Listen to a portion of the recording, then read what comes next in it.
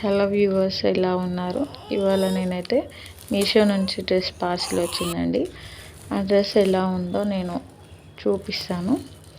ఈ పార్సిల్ వచ్చినప్పటి నుండి మా పాప, మమ్మీ డ్రెస్ పార్సిల్ వచ్చింది కదా, నేను ఓపెన్ చేస్తాను, నువ్వు చేయొద్దు అనేసి ఆ పార్సిల్ ఓపెన్ చేసే వరకు వదిలిపెట్టలేదండి. మొత్తానికైతే తనే పార్సిల్ చేస్తుంది. పాపం కష్టపడి తీస్తుంది.